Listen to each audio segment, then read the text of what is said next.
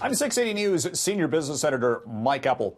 The Bank of Canada held the line on interest rate policy today for the 7th consecutive meeting, with the benchmark overnight lending rate at 1.75%. That is where the big banks set their overall prime lending rates, and variable rates are adjusted depending on what the Bank of Canada says. Now, in the first half of the year, the central bank said our economy was doing fine, growing actually above forecast with steady inflation. Having said that, there were some caveats in the bank's policy statement, worried about the risks on the Canadian economy from the U.S.-China trade battle, for example, and all of the other issues going on right now that could weaken consumer spending and confidence. It has led to a slowdown in business investment, and the Bank of Canada did leave itself some room, if it chooses to do so next month, to cut interest rates, or perhaps in December. Or, if the data points show, again, modest improvement overall, it may just stay on the sidelines.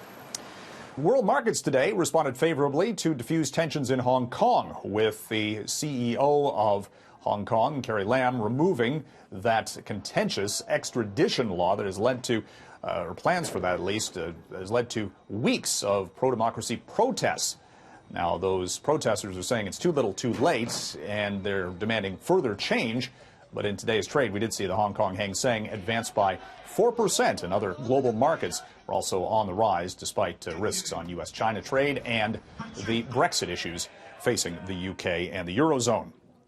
Are you taking your financial issues from home to the office? A survey by the Canadian Payroll Association indicates that a lot of Canadians are doing just that, because of the rising cost of living and too much debt.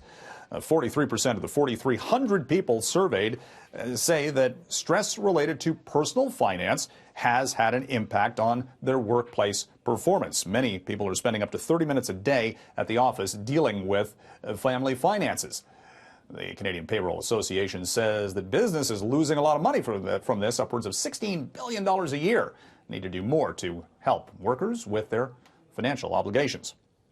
Well, Porsche unveiled its first fully electric car today, the Taycan, unveiled in Niagara Falls. It's going to go on sale later this year here in Canada and the U.S. The price tag, $150,000 U.S. Some think that this could be a major challenger to Tesla, the leader of the electric car segment.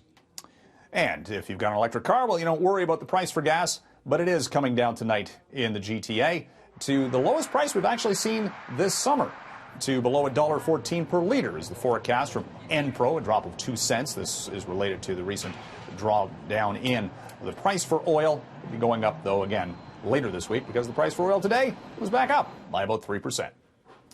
From the 680 newsroom, I'm Mike Eppel for City News.